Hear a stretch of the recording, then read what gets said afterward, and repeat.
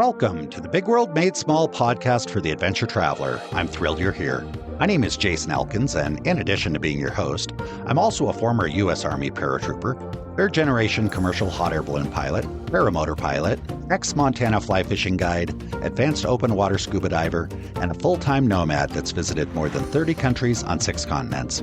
As a seasoned adventure travel expert with a passion for creating and sharing meaningful experiences, I'm on a quest to impact the lives of adventure travelers, the tour operators they rely on, and the communities that host them.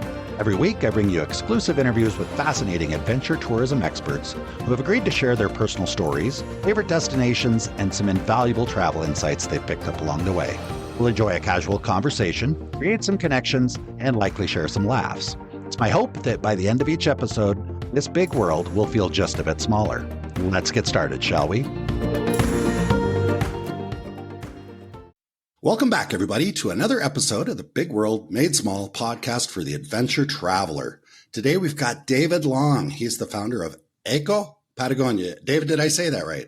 You got it. Yeah, it's Echo, or it could be Eco, some of both, I suppose. But I generally say Eko Patagonia. Echo. So not Echo.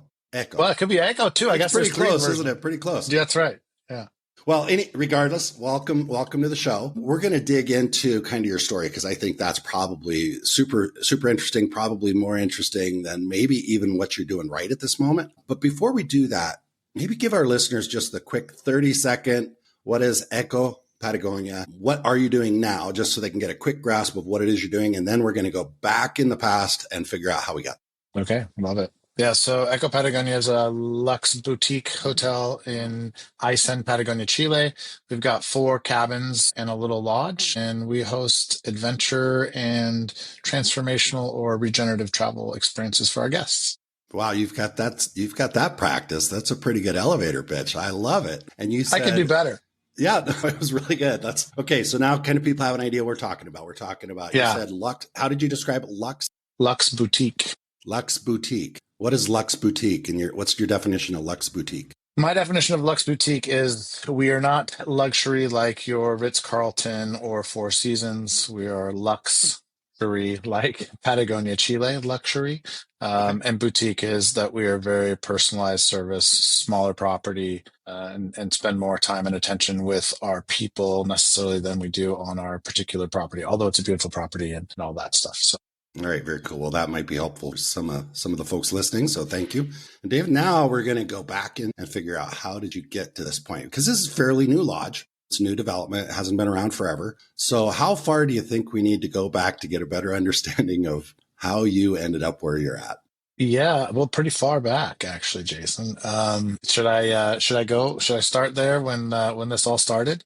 Well, what's going to happen is no matter what time you pick, I'm probably going to say, let's go a little further because one of the things I found in these conversations is, people might say, oh, well, it started when I graduated college and I went on a backpacking trip to, South America, or I went to Europe or something like that. And I find that usually there's something that happened before that. Okay. That kind of influenced that desire. So I'm just curious. So let's go back, let's talk about your childhood. Any memories that you want to share? Sounds great. What was it like growing up? Yeah. Okay. Well, I grew up in a little town of Springfield, Oregon, which is outside of Portland or Eugene specifically, where the Oregon Ducks play. Go Ducks. And so that's, I guess, where my life kind of started. I ended up, when I graduated high school, was looking for what do I do next? And I'd always been kind of drawn to the world. And so I applied for colleges. All my buddies were going to college. And I said, okay, I go to college, but then what? Like, what am I going to do? So I applied for a Rotary Youth Exchange, and that I got selected. And then you go through a process at Rotary on their Youth Exchange, International Youth Exchange programs, where you spend a kind of a 3-day intensive with them, and they bring in the students that are currently traveling from other countries, plus all the Rotarians, and they kind of do interviews and spend time teaching you about how to be a good, citizen, those types of things. And they say at the end of the event, they will choose your most favorite country in the world that you'll be spending the next year in. They will choose what I heard was they will choose your new favorite country. They will choose it. They will choose your new favorite country. Yeah. It's a play on words. So this was after high school or near the end of high school, or when? For me, it was after high school. Yeah. So Okay. typically Rotary doesn't choose students they want them to be in high school, Mhm. but I had just graduated. So I kind of got lucky on that one. Okay. I actually went through probably the same program. They did not choose a favorite country for me that I could stay in the U.S. Maybe I didn't quite hit the barrier or whatever, but I did go off to a Rotary Youth Leadership camp thing in Colorado for a couple of days, and then came back and interviewed the process, and I was not selected. So I want to hear more about that, but I also want to go back just a bit because Go back. somebody that, well, just growing up, I mean, you grew up in Springfield, Oregon. I'm envisioning, I've got my imagination of what you were doing growing up. I'm curious if it's true. Were you kind of already into the outdoors and doing For stuff? sure. Were you traveling with your parents at all? Yeah, we did. We did. The parents, we traveled, not too much. Well, I guess at that age for me, it was still pretty big international trips. We were going to Canada and Mexico, but nothing, Mm-hmm. off the continent, so to speak. And a lot of local travel, just around the U.S. But I used to spend a lot of time summers with my grandparents traveling. I remember getting on a plane by myself at the age of like 12 or 11, Okay. and getting those little pins, getting to do all that stuff. Not sure they can do that these days. Well, they probably can. But anyway, it felt pretty special back then. Even remember helping the airline staff hand out candy and things like that on trips, on flights. Yeah, well, that was always fun. But back to your other question about the area. So Springfield is a very suburban kind of rural town. And it was mostly the logging slash mill was what kind of made everything go there, but very outdoorsy. So we have two rivers that kind of go right through, the McKenzie and the Willamette, plus a bunch of other little tiny streams around there, very close to the Cascade Range. So kind of in the foothills of the Cascades in the Pacific Northwest. And so, yeah, I spent a ton of time outdoors and loved it.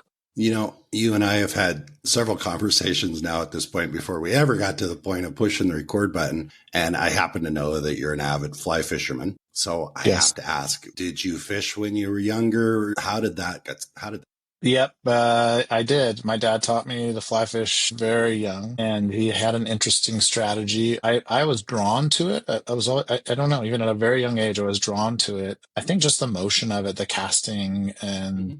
I guess now I can say maybe even it was just that focus that it required and the mindfulness that I see now in fly fishing. But at a young age, what my dad told me it was that if I wanted to go fly fishing with him, I needed to practice. And what he did, I'll never forget this. He took an old tire that we had, and he rolled it out in the backyard on the lawn. And he stood me at one side of our property and said, okay, when you can cast and make the fly land 10 times in that tire, I'll take you fishing.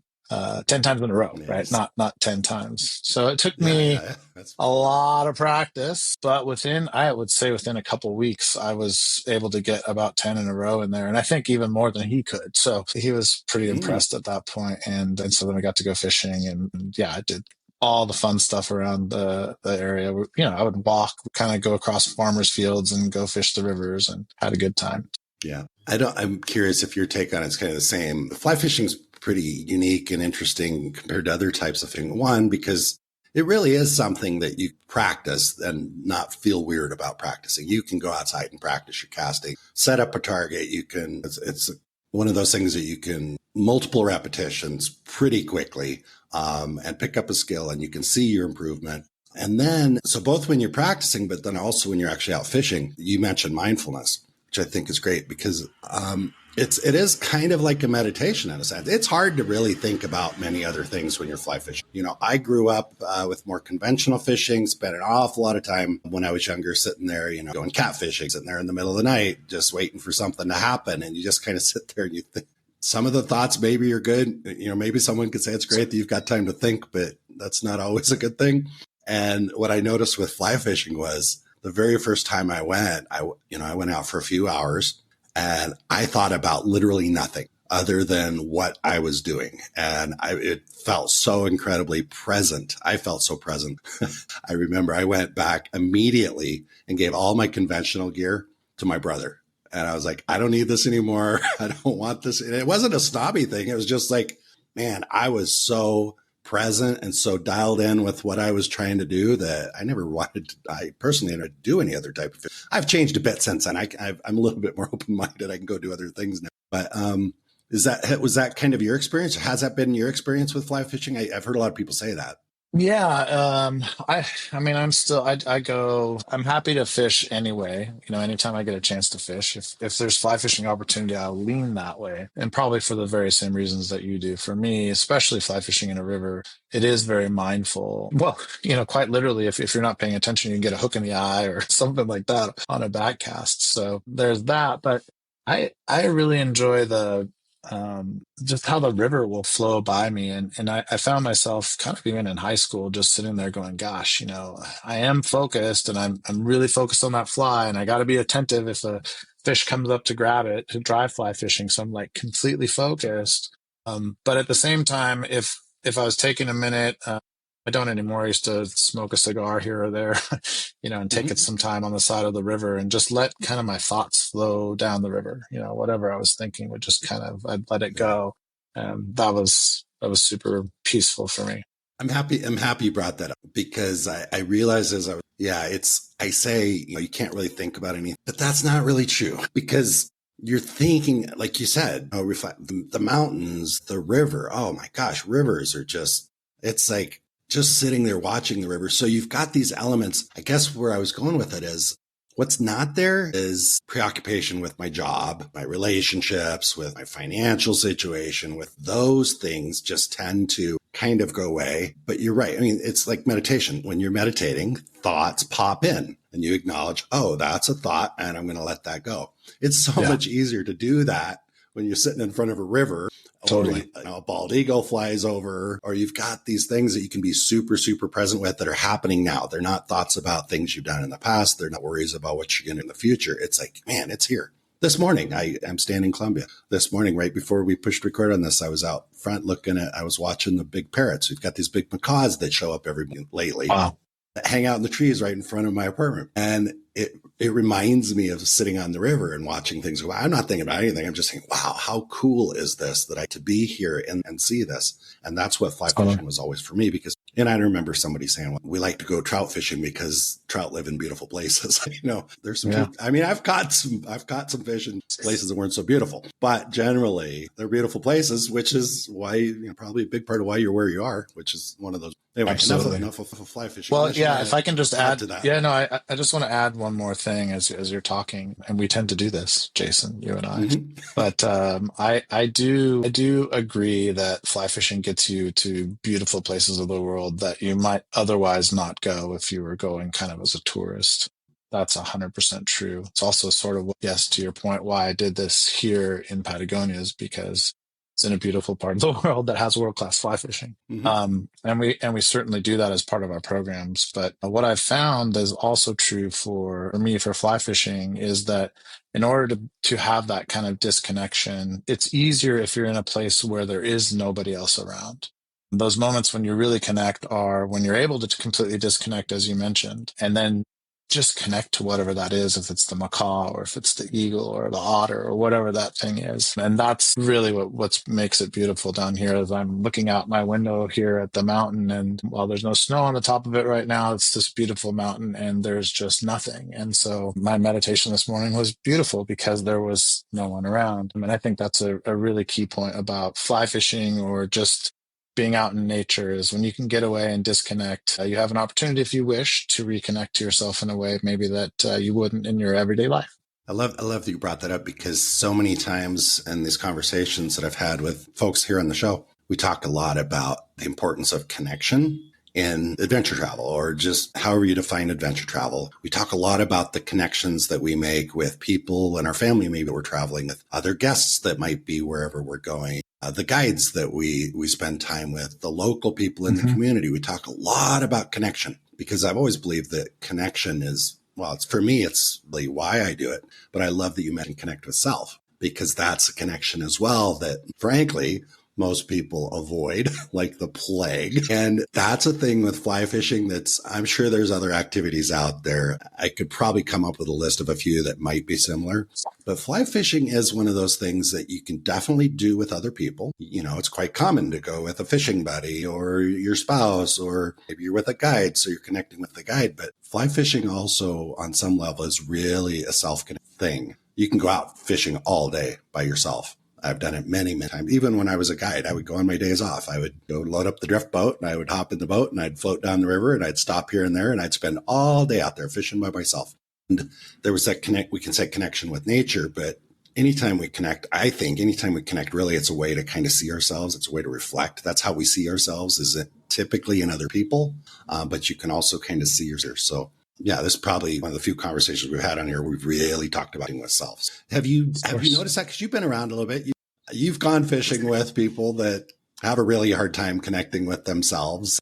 I'm just curious.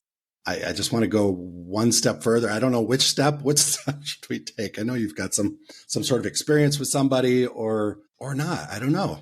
I can speak to, just kind of speaking to Eko Patagonia a little bit, again, back to the place that we have here. One of the things that we do, certainly we offer fly fishing, and we can do fly fishing if people want to come and do fly fishing. But I really focus on, again, that connection to self. I kind of coined a term for us as a staff that is alive, awake, aware. And so what you do with that is kind of up to you. And that's really important that we allow people to approach it in any way that they want. But the alive comes, we offer little prompts and things like that, but it's not too crazy. It's not like we're just all in your face. And it really allows people to make, like I said, make their own decision. And back to the fly fishing thing is we do have a day of fly fishing where people have come and they're like, I've never fly fished in my life, but it gives them a chance to try it and see. And really you have to become more, you don't have to, but you can become more aware of your own body and your own experience in that time and whatever that means to you. And so I have had guests that have said, wow, this is really a different type of awakening or awareness for me, just trying fly fishing. So I think you have to be mentally ready. Yeah. Yeah. But I'm happy we came back to that, because if we stopped with, my dad said I need to learn how to put the fly in the tire before he'll take me, somebody could hear that and think, oh man, I'm not going to enjoy fly fishing. The guide's going to be pissed off at me all day. You're right. So I'm happy we came back to that, because father-son relationships are a little different sometimes. Yes. And I get it. And he was encouraging you to probably occupy yourself. There was probably some of that, but anyway, so yeah. And as a guide myself in the past, I've taken a lot of people out that have never held a fly rod. They still catch fish. They still have fun, whether they catch fish or not. So I'm happy about that. Well, and I don't know if it's true for you, but this is like maybe one of those weird, God universe things. I don't know. I think more often than not, the beginner fisherman catches the biggest fish. I knew you were going that way. I knew it because I've seen it so many times. So it's like divine intervention or something. But yeah, I will share that oftentimes, in Montana, and I've been with people in other places around the world as well. Oftentimes, it's maybe a guy wants to, he thinks, oh, I want to get my wife into fly fishing. She's never been. So we get both of them in the boat. She outfishes him. She catches more fish than he does, bigger fish. There's so much psychology involved. We could probably go all day on that. I don't want to go too far into it, but it's amazing how many times. And a big part of it is, there's a difference between men and women in general. Women tend to not think they know everything, so they're a little bit more open to coaching as long as it's not from their husband. There's so many times I'd have the guy in the back of my drift boat, you've got one person in the back, one in the front. And maybe I'd put her up front so I can kind of help her and coach her. And at the beginning of the day, it's like, hey, you need to keep your mouth shut no matter what you think she's doing wrong, or don't say anything other than good stuff. Every once in a while, we're like, hey, that's awesome. Great job. You can do that, but nothing else. And then we'd be floating down the river and chime in, you need to wait longer on your back cast. And I would just turn around and give them the stare.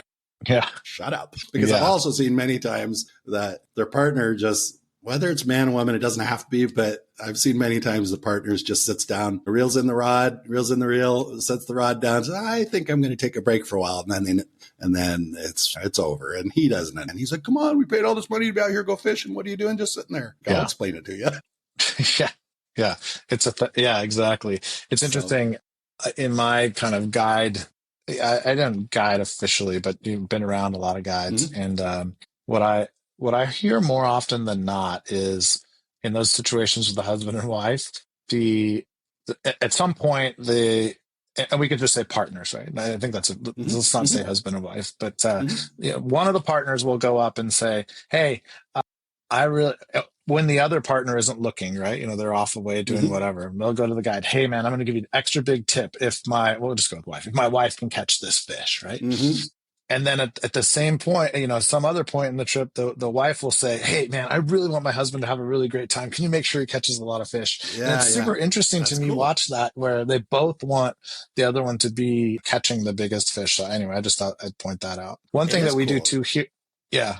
Sorry, one thing that we do here that I try and really talk about is while we have fly fishing, we can offer it for couples. And then we've got our little cabins that are kind of these romantic cabins as well. So that's nice. Have those moments to connect with your spouse maybe differently or your partner. But we also do other things other than fly fishing. We can have amazing fly fishing days, and then we go and we hike to an incredible glacier, or we go spend time with a family and do a farm stay where we actually have a lunch with them and go pick or harvest whatever's growing that day and come back and make a meal. And so there's a kind of a balance for the let's say feminine and masculine in what we're trying to do here as well. Right. And based on my conversations with you in the past, I absolutely understand. And I want to make sure our listeners are clear. This is not a fly fishing lodge in Patagonia, right? So That's I right. know I got into the fishing, but curious about your childhood. And I know you like to fly fish and that background as well. So let's set that aside for a lot of Hey, I other love cool the fly stuff going on. fishing. I know you do. And I do too. And I know you and I could talk about it all day. And we've also had conversations around how, well, I managed to fly fishing / scuba diving / eco resort in Belize for a while. And I know I've had in one conversation, I used to have a lot more fun. I don't like the term non-anglers, but just for the sake of conversation, the non-anglers, the people that weren't there to fish were oftentimes a lot more fun. And we could go into that, but we're going to save that for a minute because I really want to get back to what country did the Rotary decide was your favorite country? Oh yeah, right. Yeah, so it was a funny. So they actually now I remember they tell you it's a Friday, Saturday, Sunday program, and they tell you on Sunday evening what your favorite country in the world is going to be. In mine, it was Chile, and so I'm like, Okay. oh, awesome, I'm going to There's a Chile. connection. Yeah, right. So Right. I And went to how Chile long were you in Chile? a year. Wow. Okay. Yeah, yeah. And So you'd they already finished high school. Because I think traditionally we think of kind of those types of programs as you go to school, either as an exchange student in high school, maybe we call it exchange student. In college, we call it a year abroad or a semester abroad. So what were you doing while you were in Chile? If you weren't going to high school, already well, finished high school. these are great, great, great questions, Jason. I did go to high school for a couple, 3 weeks or something like that. But you'd already And finished high then, school. but None of my business. I don't exactly. want Oh, yeah. And hopefully Rotarians don't hear this, but that was so part I of the broke a deal, lot huh? of It was you had to go to high broke a school. lot of Rotary rules. Yeah, because you're Ah, supposed okay. to go to school. But I'd already graduated and I didn't have, yeah, just, it was nice to be there and be with the kids, but to be in school for 8 hours a day when I'm learning something that I already know and it's not translating to credit. And so I just kind of followed my passion at the time, which was basketball, and ended up being really good friends with the gym teacher. And I would just go to the gym every day and skip class. Was this like an expat school, like an English school, or were you No, it was full Spanish on immersion. Spanish Yeah. I mean, so it was submersion? Spanish school. Sorry, Spanish. Okay, and had you Yeah. taken Spanish in school? I took 4 years in high school. So Okay, all right, okay. So all right, fairly got to be so fairly you're fluent. cool. Yeah. So So you went to Chile and practiced your Spanish, practiced your basketball, and you obviously are back in Chile now. So it must have been a pretty good year. What other transpired during that year that you think might have influenced your decision to come back? Because I'm sure it yeah. wasn't just basketball. Sure. No, it wasn't basketball. In fact, it was the family that I stayed with. So that's another kind of nuance, I guess we'll call it a nuance that happened for me with the Rotary Exchange program. Typically, you're changing minimum of 3 families throughout that year. So like 3 months, 3 months, 3 months, or something like that. I guess that would be, anyways, 3 to 4 families. I ended up staying with one family the entire year. Mm-hmm. It was just one of those connections that right from the day I kind of landed and they picked me up at the airport, like I was like, oh, this is a cool family. I really want to learn about what this culture is. And they're inviting me in, they invited me to participate. They invited me to come alive. Right. And so it was staying with them that really made the difference for me, and they allowed me to do the basketball and so on and so forth. So yeah, it You was weren't pretty getting amazing. upset with the schools and calling them saying, "Hey, David's No. not in class. He skipped class again." And that just so I've spoken with quite a few people that have done this type of year abroad, semester abroad type of things. Host family. I have not. I've stayed with people. I've traveled quite a bit and stayed with people. But for those listeners that have never done that, I'd love it if you can just take a moment to paint the picture. You arrive, you've got a family. Like, what does the family dynamic look like? What is that like the first night? And anything else that came up for you that maybe someone that hasn't done it wouldn't realize? I mean, it's not unlike just traveling anywhere in the world as far as the feelings. Like, I'm in a new place. Can I drink the water? Those types of things. Which, by the way, where in Chile were? And at that time, I was in a town called Rancagua, which is an hour south of Santiago. Okay. And so, yeah, there was definitely a lot of the just kind of, typical, as we say, maybe blocking and tackling kind of questions that I would have, like that, where do I get money? Those types of things. And then it was, yeah, like, I was staying in, I remember that my host mother, Patricia, said to me, the first thing I need you to do is come into your bedroom. So I went into the bedroom and my host sister was still there. So she was flying out the next day, but so I was staying in her room. And anyway, yeah, I'm not going to ask any more questions about the first night there in Chile. All right. So you're taking over her room. She's got to leave the next day. That's interesting. Yeah. Okay. But the cool part of the story was, and I think this is really indicative of how that family is to me. But she said, I'm really concerned that you're not going to be comfortable in the bed because you're so tall. And so she had me lay down on the bed, and it was a twin bed. And sure enough, I mean, I'm 6'4", so my feet are hanging off the end of this bed. And she was really concerned, but I told them, at 18, I didn't care. I could sleep on the floor. It didn't matter. Right. So I told them not to worry about it. And that just kind of became the way, we rolled as a family. Like, well, you are a family. And so we took my host sister to the airport the next day, and I came back and they said, our house is your house. And they really meant it. And so I changed the room around to be like my room. I didn't leave. I just moved the bed. I moved the furniture. I did everything. So it was my room. And they came in and they're like, oh, it looks so great. That's so awesome. And so I think they felt like I felt at home. I did feel at home. And yeah, so it was my host mother, my host father. And I had a younger host brother at that time. He was 5. So yeah. And that just really became the glue for me. It's what really introduced me to Chilean culture. And that family that I'm still very close with today. Do you know, or do you remember if they had they hosted other students prior to you? Never. No, this was the first one. Okay. So new for them, new for you.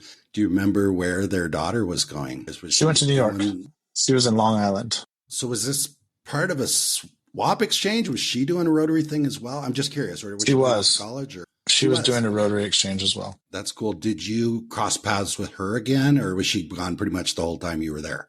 She was gone the whole time I was there, and I left like a week before she came back. So we never really crossed paths until later when I went to go see her I went back. Yeah. I mean, like it was 15 years later or something. I went back. I feel like that would be an interesting conversation. Like at the end of you spending 9 months a year with her family, I recognize she wasn't with your family per se, but I think that would be an interesting conversation. Like if she came back a week before you left and just like, so how was it living with my parents? And yeah, exactly. And what do you think of Chile and your experience? And then you can have conversations with her about what it was like to be in New York. In a very real sense, you guys were doing a parallel type of thing, kind of doing the same thing at the same time. That's anyway. I told you we talked on the started phone. This. I don't have a script. I don't have planned questions. Who knows where we're going to go? And here we are. So, all right. So yeah, we did talk on the phone. The family. You did. Okay. All right.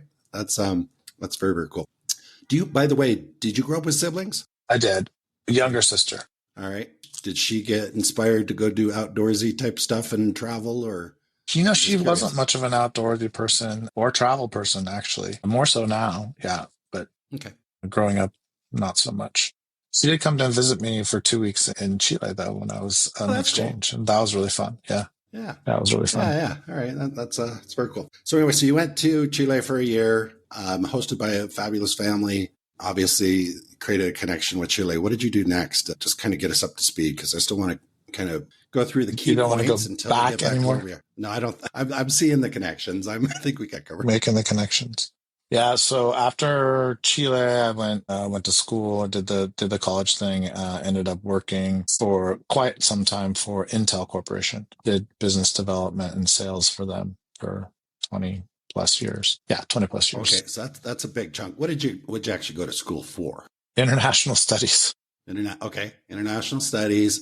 So when you declared, okay, I'm going to do international studies, what was the goal at that time? What were you going to do? I'm sure I your didn't parents know. asked you. I mean, I knew I wanted to do something in business, but I knew because of my international experience, I wanted to finish the language degree. I got my minor, or I got a minor, but I'm one class short of a major because I In started Spanish. working early in Spanish. And Okay. then I have international studies degree and a minor in business.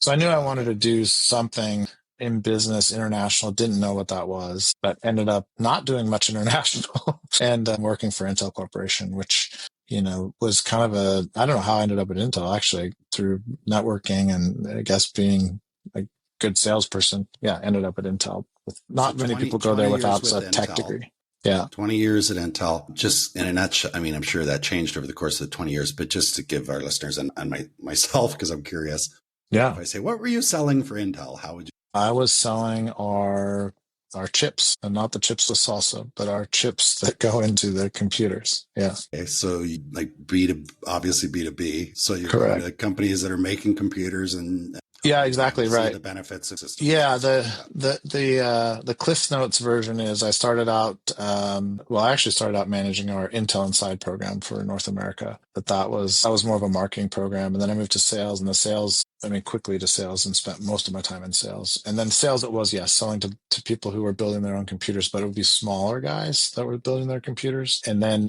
from that, it moved to servers, people that were building their own servers. So like all Oh, the okay. cloud stuff that you see now, we were kind of way in the forefront of that. People that were building servers for offices or those types of things. And then through that process, I covered the Pacific Northwest and got a call from someone that wanted to buy some more of these products from us. And so I ended up helping them out and became part of the team that helped Amazon. That was Okay.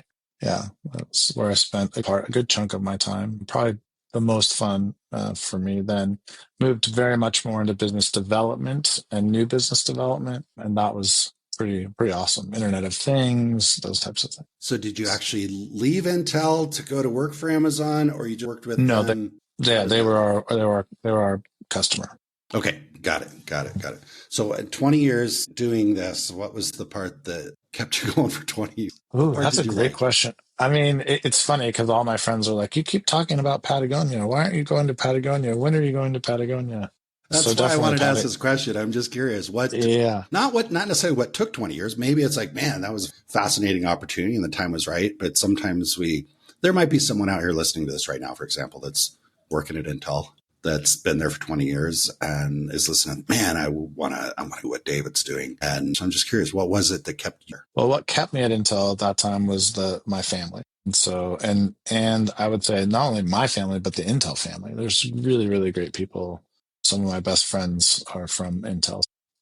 It was a great company, and I had a great time when I was working there. And so there really was I would say, yeah, there was just no reason to leave. And also, yes, the family made it kind of hard to move internationally. So. Got it. So I asked you what kept you there. Now I'm going to ask you, why'd you leave? Why'd you leave? Well, I got a little bit of a push actually from someone that I'd met who suggested that this would, they'd been hearing about it for a long time and encouraged me to go do it. So I did. So what I heard you say was somebody in your life was like, man, David, you've been talking about this. You've been talking about this. You've been talking about this. What's getting in the way? Basically, what's keeping you at Intel? Yep.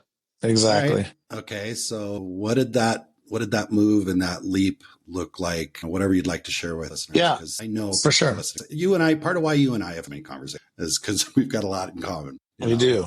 We do. So curious, Yeah. have Well, you share with the listeners? I'll step back a little bit and say that. So my first so Intel used to give, I don't know if they still do, a sabbatical every 7 years. That was an 8-week sabbatical, and you could tack on your vacation. And so for my first sabbatical, I knew where I was going. I was going to my favorite country in the world, and I went back to Chile. Thank you, Rotary. And at that time, my Chilean family had moved to the Patagonia region. And so, I guess I should even step back before that. You asked me about when did I see or get a chance to meet with my host sister. And the first time I saw her was in 2000. Actually, my host father. So it had been, many, many years. We don't need to do the math, but many years.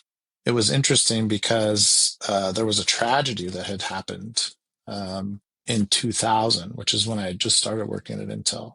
My host's mother and host brother died in a plane crash and were lost in the Andes for 2 weeks in August of 2000. And so I had almost flown back to be there for the family funeral and those types of things. But in talking to my host father, he said, no, I can't process this right now. And I'd rather you don't come at a different time. So anyway, that 2007 was the first time I had met my host sister again over all that time. And the family dynamic had completely changed. It was really interesting how that all changed. So I became much closer to my host father. My host sister and I stayed in touch, but she was also obviously dealing with a lot of things with the trauma of that accident. So anyway, I just thought I'd share that. So in 2007, when I was spending that time with my host father here in Patagonia, that's when it became really clear to me that I wanted to share this experience that I'd had of, even at a young age, yes, I transformed for sure. I became a different person because of my experience in Chile. I wanted to share that with people as much as possible. And then the Patagonia, and then the adventure, and then the fishing. And so that's what happened in 2007. Fast forward to, okay, how do I do this and go and be at Intel, and what's it look like, and so on and so forth. And so I started kind of having, I guess a notebook, writing down my ideas and talking with people about it. But then my life kind of worked out the way it did. And I was single, and I met a girl who was also single. And so we started dating, and then she kind of encouraged me, all right, hey, this is a good time in your life to go do this. And so she was a very big part of getting this off the ground.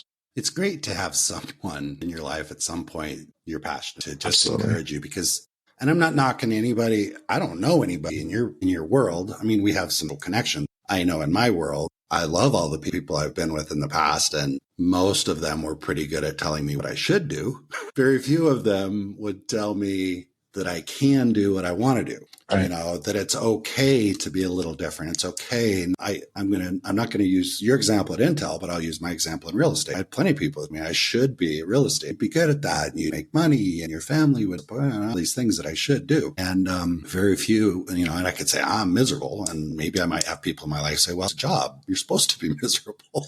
Right. And when you meet somebody that's like, oh, well, they say, well, what's your dream? And you tell them your dream, and they say, why aren't you doing it? Well, because I should do this instead. And you run into somebody, oh, that's bullshit. This is your life. Figure out how you can do the things that you want. And I'm not saying that means abandon everybody and say, to hell with you, everybody. To have that person that it's okay. Like just saying it's okay that you have this. I remember sitting on the couch watching videos of people sailing around the world on these little sailboats. And I was like, man, that's fascinating. I wish at the time that I'd had somebody could say, oh, that's cool that you're watching that, to do it and watching that. You're not going to go. You can't go. You've got responsibility. It sounds like maybe you're similar. Absolutely. Once you had that voice say, you know what, you can do this. This is a good time. What was the first big, because oftentimes it's like about taking a big step that once you do this thing, everything else gets easier, gets the ball rolling or whatever. What was that step for you? Boy, I think there's been various steps, and I don't know that anything got easier. What was the one was like, well, I guess I'm doing this. Because it's like, I'm thinking about doing it. I'm taking notes. I'm thinking about it. Somebody says you should do it. Oftentimes, that one thing that's like, okay, once I did that, there's probably no going back, or at least the wheels are in motion. Yeah, I mean, I think a lot of that for me was just again the timing. When I was here in 2007, I also came. I was dating a different person at the time, and had the opportunity, and she was encouraging it well as well. But it was too early in my career. My kids were too young. It wasn't Mm-hmm. really an opportunity for me to do that. So I think the big change for me was when there was an opportunity for me to leave Intel. And so I wasn't sure I wanted to kind of put my name in the hat and say, hey, I want out. But, I had a partner at the time that would supported me. And so that was, I think, the big decision. It was like, okay, I'm Sounds going. like And it. then it was, yeah. And then Quitting your job is a big one. quitting the job is a big one. And then, but I'd built up some resources at that point. And so it was just a little bit easier.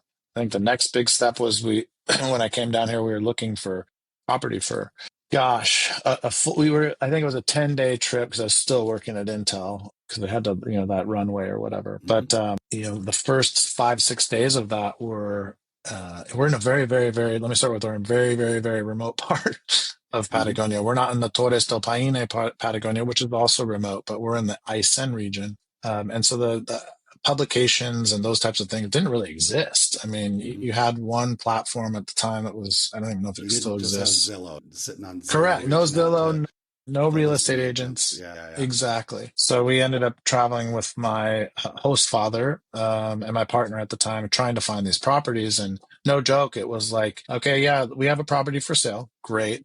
Step one, here's the directions. Go through town. Once you cross the bridge in town, take your first left. You'll come to a wire gate, move the gate, keep going until you see, not kidding, the black horse. When you see the Mm-hmm. black horse, go through that next gate, take a left till you get to the chicken coop, go down. And Mm-hmm. it's like, what the heck, And so we had a really, really hard time finding properties. And then ultimately, in the end, actually, we tried to find the property where I'm at now on the first day, couldn't find it.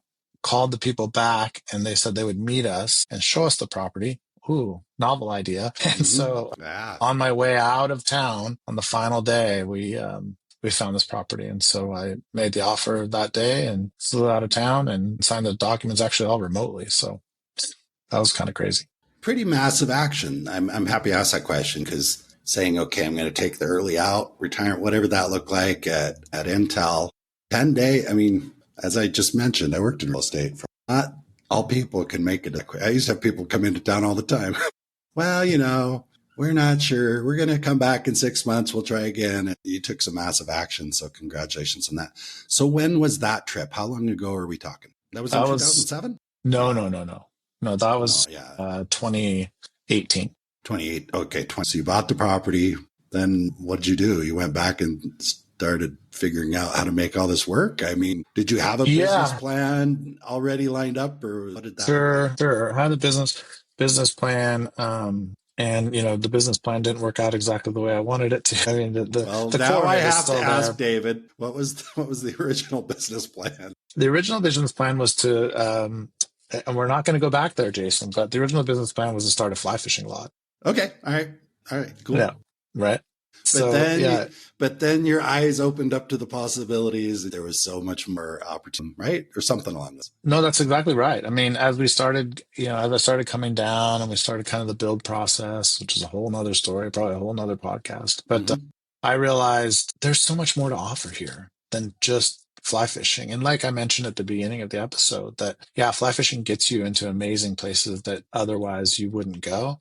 But I think there's an opportunity to connect to yourself in ways that if someone just gives you a little bit of help or encouragement, that you can connect yourself in a way differently. And so we changed our program up a little bit and started going that direction where we will still absolutely fly fish. And I would like to do more of it. So if people want to do that, we can certainly move, put more days into our typical package. But we're very much focused on the regenerative and transformational travel, like what happened to me when I was here as an exchange student. And so, it's been really nice. I need to cough. Hold on a second. This is unedited, real conversation, right? Couple things. One, so I want to touch on what that kind of not new business, but your current business plan and what that looks like as far as these packages that involve a variety of things. I want to make sure people, when they're finished listening to this, they have kind of an idea what that looks like. And I also want to touch on just the development. Okay, hey, we're doing this. There was nothing there when you bought the property, right? So Just you built land. this lodge, and the lodge is different. You some interesting things that it's a podcast. We can't show pictures and videos and this and that. So let's talk about your development strategy and what you guys did, and describe kind of what the end result looked, if you would. For sure. So from a development perspective, I knew that I wanted to do something that was going to protect this area as much as possible and be kind to the environment as much as possible. And I also had a sustainability eye, meaning that if we can use wind or solar or recycle differently, those types of things, we wanted to do that, which we are doing or striving to do. And then I came across actually a gentleman in Portland, Oregon, who's building homes out of shipping containers. I was like, well, that's kind of a novel idea. And they're very sustainable in the sense that, you're taking something that was otherwise destined for a landfill ultimately, or some farmer's field to rust away, and you're upcycling it. So we did that. And I spent a lot of time with him just kind of understanding his business model. And, he's saying these things can last for like 50 years or more. They're very, I guess long. I think that maybe was the roof. Anyway, they last a long, long time. And so that was important to me too, that we put something in place that wasn't going to have to be rebuilt or torn down or have a ton of maintenance to it. And so that's what we ended up doing. We bought a bunch of shipping containers and converted them What is a into bunch? First of all, what is a bunch? Because I have not had the opportunity to visit your place yet. So you bought 8 of them. 18. 18 of them. So I'm envisioning just one day you've got these trucks show up and you've got 18 shipping containers spread all over your property. Well, as I said, it's another podcast, but no, one of the things I learned from my process is that we are so remote that if I tried to build them on site, it would have been a challenge. But because they're kind of like modules, we built them off site and then finished putting them together here. All right. So for anybody listening to this, it's like beautiful Patagonia scenery, views. I'm just going to go there. The traditional, especially the guy that would think fly fishing lodge, and maybe other people as well, they think, the traditional fishing lodge, which you're not. I know we've discussed that, but they envision this log cabins, huge windows, all this stuff. I know you've thought about this a lot more than I have. So help our listeners understand how do they reconcile with, I'm going to this beautiful place. I don't want to be in a shipping container where I can't see anything. And I know it's not like that. So help them understand. No. Yeah. So we were really kind of mindful about where we put each cabin. Each cabin is built out of 2 shipping containers and facing the lake. And actually there's a waterfall that you can't quite see from the cabins, but you can hear from the cabins across the lake. And then it's full of windows. So the whole front of it is all windows. So are you the cabin you're in right now? Cause I can see you, we're doing a video call. Is that one of the shipping container cabins basically? I'm in a shipping container above the lodge that is the office / my bedroom. Okay. And this is small. I wanted to ask, but the building you're in right now, the space you're in was at one point a shipping container, right? Absolutely. Yeah. I mean, you can see the roof. Well, that's why I wanted to mention that, because I've been having this conversation. You look like you're in a fishing lodge. I mean, I shouldn't say, you look like you're in a lodge in Patagonia. So I'm not, you and I aren't sitting here having this conversation with, navy sheet metal blue color behind you. I mean, it looks very sophisticated. So I just wanted to share that because our listeners can't see. But anyway, so you've got these nice places. You said 2 shipping containers per cabin. Yeah. And then the lodge is a bunch of shipping containers that we kind of made more of a big open space / like a big communal table that we can sit 12 people around, and a fireplace and that kind of stuff. Definitely not the big Montana lodge that you think of, but again, that luxe boutique that I mentioned earlier on is what we really, really go for. Yeah, so, and they're very nice. Yeah, and you've got some nice on the website. We're going to have a link to the website. So anybody that wants to kind of get a better feel for this, like to David's website. All right. So we talked about that, and let's make sure that everybody's clear on like, what is it?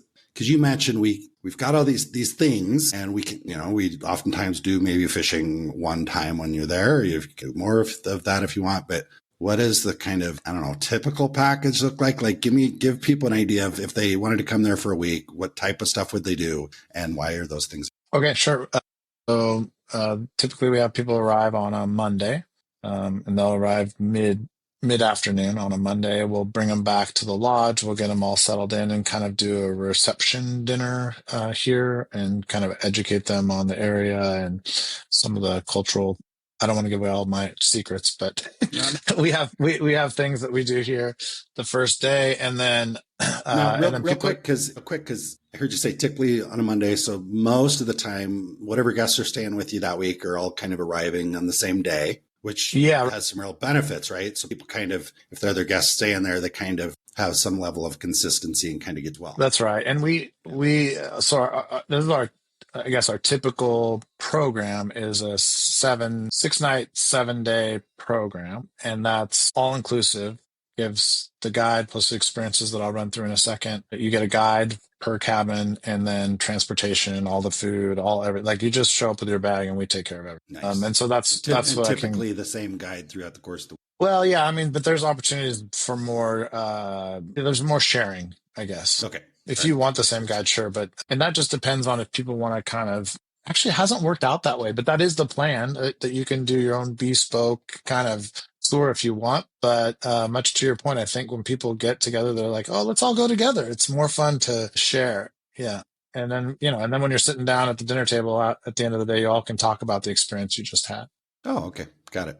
So we do that the first night. It's just kind of this welcome reception. The second morning, people are generally tired if they've come in from an overnight flight, but we still get up pretty early and we drive and hike, or some version of hiking Cerro Castillo, which is the large mountain here with the glacier at the top, Glacier Lake at the top. It's a fairly strenuous hike, absolutely beautiful, wonderful. It makes people feel really alive, which is great.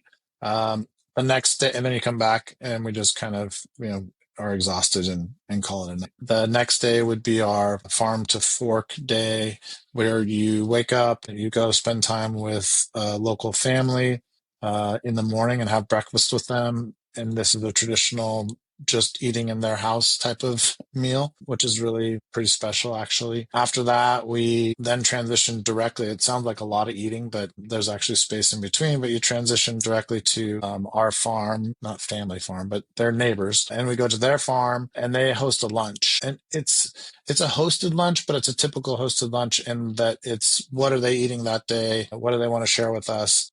And then we quickly transition to what do they have to do on the farm that day. And so we've done planting potatoes. We've done fixing fences. We just help them out as a family. Actually, there's been days when they didn't need to do anything. And so we just kind of played with the farm animals and did stuff like that.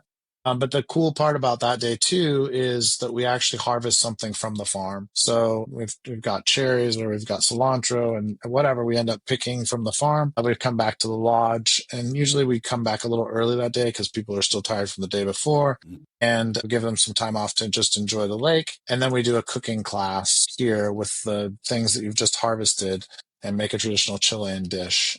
We do have a chef and a sous chef on site, so they make something pretty amazing for us for that evening. There's a few more days. I feel like I'm kind of getting long-winded, but I'll just try and make the other ones a little bit faster. The next day is fishing. Just to give kind of a little bit of flavor. I mean, I love the farm stuff, but yeah. And so the next day is our fishing day. And so that's where we'll, if you haven't ever fished before, we'll get a rod in your hand and have a guide kind of teach you how to cast. And, the fishing is good down here. So there's a good chance you'll at least see a fish come after your fly, but even better, like we talked about earlier, that the newbies tend to catch more fish than anybody else. So that's often happened. And then it also turns into just kind of sometimes an amazing boat ride. Yeah. Where you get to see, like we talked about earlier, gets you to places that you otherwise wouldn't have gone.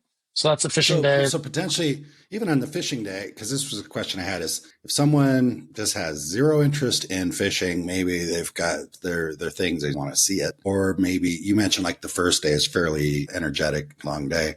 So if you've got people that are just like, I appreciate what you guys want to do tomorrow, but I don't really want to do it, or I don't think I can do it.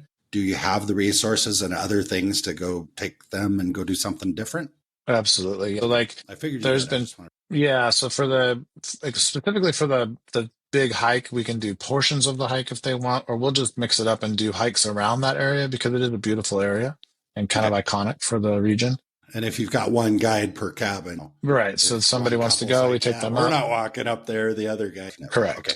Yep. Because I know sometimes that's something people are concerned about. If they feel like, well, we're with the group, we're all going to do the same thing. Some people won't want to put themselves in that situation if they feel like they are going to be pressured. It's like all or none type. Exactly. Yep. No, we definitely have options. And like I said, it hasn't happened yet. Most people seem to follow kind of the package and the program that we have, but we can adjust. Well, that's not true. I do have a fishing guy who wants to come down and fish most days. So instead of, although he said most, right? So he didn't say 6 days of fishing. He wants to do like 4 days of fishing and 2 days of experience. So we got that.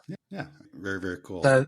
Yeah, and then the last 2 days we do we do a really big road trip up to a hanging glacier and some hot springs, and that's really fun.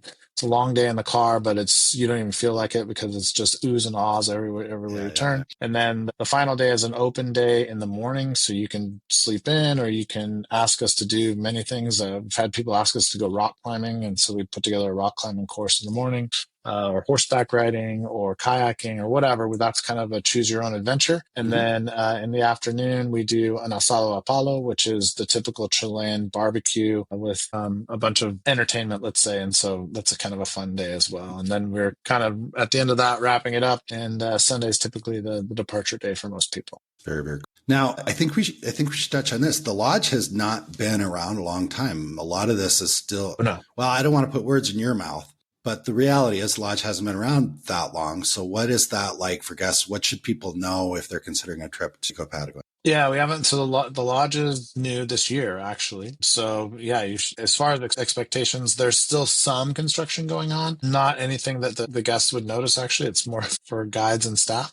But yeah, I mean, that may happen. But no, we're ready to go. It's a pretty amazing little place, but it's all brand new. So I guess they should expect that too. Very cool. And the staff that you have, I guess specifically the guides. So if somebody's hearing new place, where are these guides from? Are these a bunch of American friends of David that are hanging out at the lodge that are trying to be Patagonia guides? Because who knows, I've seen some crazy things happen, especially with new. I've had enough conversations with you to feel confident to bring you on the show and talk about this. But for people that are listening to this, what should they know about your guide staff, your chef, your sous chef, to give them a little bit more confidence? Like, okay, yeah, it's a new place and. It's a new place, and that's really good. Our guide staff is amazing. Actually, they're just so good. They all live here in the region, although I don't know if they're originally from here. I think they were born in other parts, so they don't get that credit. It's like a lot of people in Portland, Oregon, who like to say they're Oregonians, but they moved there, 20 years ago or something. But what's great sometimes when you get people that move in, especially the guide type of person, is they're there because they want to be there. Exactly. Generally, right? They didn't become a guide because it's the only job in town. It's the best job in town. If they're from somewhere outside and they come in and they're guiding, it's probably because they want to be there. It's like a fishing guide in Montana. I know enough about this that if I was going to book a guided fly fishing trip in Montana and I had to choose without knowing anything else other than, let's say option A was born and raised in Livingston, Montana. We're going to fish the old. He was born and raised in Livingston, Montana. Has never lived anywhere else, never done anything. Or I've got option B is born in Milwaukee, Wisconsin, been living in Livingston for 6 years, guiding fishermen for 6 years. I'm going with the one that came. Honestly, I'm going with the one from Milwaukee because he's there because he wants to be there. He's excited about being there. But anyway, Mitch. Yeah. No, I mean, so I appreciate you saying that. And I think there is, in our case, I'm looking for guys that want to be here for sure in the region and but they also align with our values. And so everybody here is very aligned with our values in terms of how we want to protect the environment, how we want to invest in our local community here. That's why we go to the local farms and a lot of the local stuff that we do here. So they're invested in that. And then they're also invested in the transformational part. And so they really buy into the Alive, Awake, Aware and how they can either look at that through a whole week or look at it in every day or even moments within each day. You can go through these phases of Alive, Awake, Aware. And so they're amazing. They're really great guides. And we have all of them speak English. One of them is learning English, I guess I should say. He's our fishing guide, but he's amazing.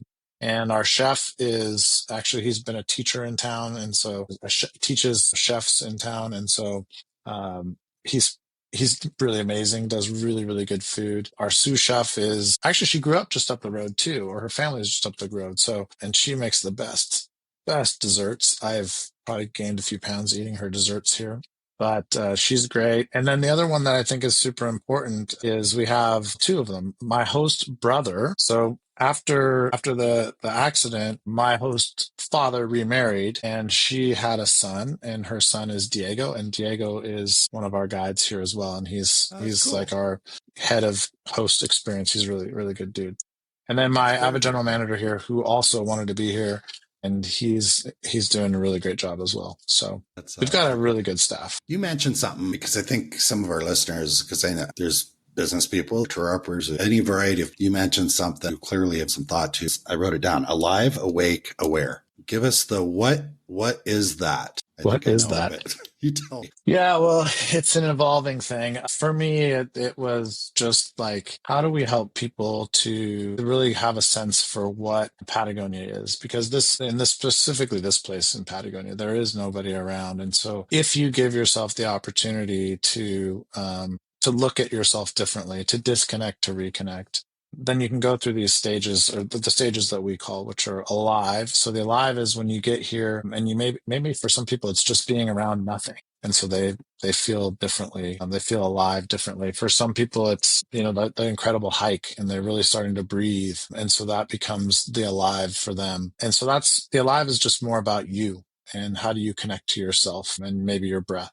The the awake is when you start to see things differently, and you can sort of land differently, I guess. And so that begins to awaken different parts. And again, these things can all happen in a moment or over a period of time or during a day, whatever. It's not fully, I just came up with it. So I don't, it's No, I like not it.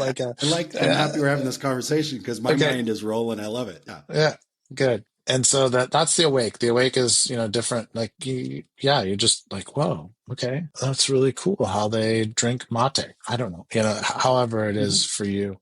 And then the awareness is just how you can take that to be more aware for yourself, but also for your community, and your community that you're in right now when you're at Eko Patagonia, and maybe that community when you go back to your home. How can you make change and micro changes in your own community back at home if that's important to you? I'm hearing kind of like you've got your program, day one, day two, and this is like the sub Way so, correct. foundation is that, they arrive, that you mentioned stay that mountain. I'm alive, but do I want to just be alive? Who wants to just be alive? It's a good start. It's an important start. Yeah. Yeah. But then if you can kind of do that in the course of a week, arriving alive, aware, I don't know. I'm guessing that's kind of what the thinking. I love it. I think it's pretty cool. I think you're spot on. For your staff, if that's because that's when you brought it up, was when we were talking about your staff. So I'm envisioning you reminding them alive, awake, aware. Yeah, alive, awake, aware. That's the goal, right? The goal is to get them from alive to aware. So for your staff, maybe the staff's there for, I don't know if you have kind of a season. We should discuss the season. It's just a good reminder for the staff. So I love that. So yeah, let's talk about the season. What do people need to know? I just want to touch on that. The alive, awake, aware Yeah, things. The alive part isn't like you're in a safety standpoint necessarily. It isn't that you're alive versus dead. That's not really where we're going at all. It's alive as in you feel alive. You feel like, you're in this space, and well, for me, I guess an example of being alive is when, I left Intel and I got to make the decision to come and do this. That's what makes me feel alive, right? So it's that feeling of, maybe you're taking time from Intel or taking time from your big job, and you're going to come down and you're going to do this. And it's like you have a chance to reflect on what makes you feel alive. That's really what we're talking about. So, okay, great. So I think I interpret it as almost a process, like get from point A, from alive. But what I hear you saying is more of all three things in harmony. Correct. Yeah, I was going to say that too. So it's not sense. that we don't have a goal that anybody doesn't have to happen in this achieves order. any of those. It's not a strategy. It's just, but that in a sense is, how do we create that sense of aliveness? I'm not going to say wokeness. It's a bad woke is a tough word right now. Yeah, right. Or aware, but it's just creating those three kind of core elements of connection, really, whether that's self. Yeah, it's connection to self, it's connection to place, and then connection to a greater, whatever that is, I think is the way I would look at it. Very cool. Real quick, what should people know about your season? Yeah, so we're going for an all year round, although it's, so we do have seasons, but they all happen in one day in Patagonia. So it could be So our Raining one minute, season it could is be from snowing the 7 next day. a.m. till 11 a.m. Exactly. Yeah, it And really, then it's so shoulder season funny. is from noon to 2. Exactly. I'm not joking. I mean, yesterday was sunny. It was nice. But for the 10 days before that, it was cold, like raining, cold and blowy. It's still beautiful, but we're in the middle of And summer. And so I'm like, what's happening? I should mention we're reading this kind of end of January, which is the Australian summer. Yeah. Is that a term? It works for me. Yeah. Okay, it's summer down there. It's summer in the southern hemisphere. By this episode will probably be released in April or May, so that's why I wanted to mention that. Okay, so back to it's cold. It's the summer, but it's been a little bit chilly. Yeah, right. Chile. Yeah. No, I mean, we do have, the high season for most travelers, they want to come in the summer. So it's kind of December, January, February. And then the shoulder season, I would say, is kind of March, April, or October, November. And then the low season would be more from like May to September. So in the winter, what does winter look like there? Because you're working on a year-round program. Right. So if someone has a summer break and think, oh, it's August, go to Chile, what would they expect? Yeah, they would expect it will be cold, so like winter anywhere else, it will be cold. Cold like Alaska beautiful. Cold or cold like Houston? Probably. Cold. What is cold? No, probably like Alaska. Alaska. Oh, okay. Yeah. All right. And people go to Alaska. Yeah. No, it's beautiful. I mean, there's way less people than there already are. Less people, so there's no one, which is kind of crazy. And it's harder to kind of do it on yourself because a lot of places close down. They are kind of seasonal. So yeah, I think we'll do a lot of in fact, one of the guys really wants to do some backcountry skiing, so we'll do some backcountry skiing. He's also an ice climber, so we might work in some ice climbing and some of these other winter type activities. Snowshoeing, maybe ice fishing. Is that your fishing? Do you go fishing? The lake doesn't freeze too much. So, but yeah, and actually there wouldn't be fishing during that time of year because the season's closed. All right, cool. Well, if that's something that somebody's, and I don't want to get too focused on that time of year peak season. I shouldn't make, but obviously they say should.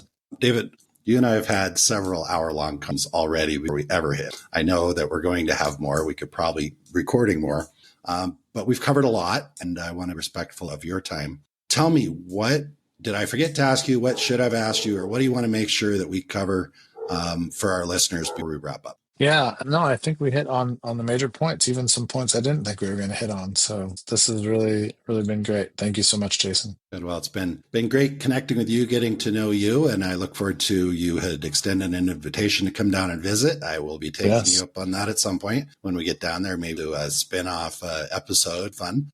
Yeah, for sure. Just really, really appreciate you. Super excited about what you're doing.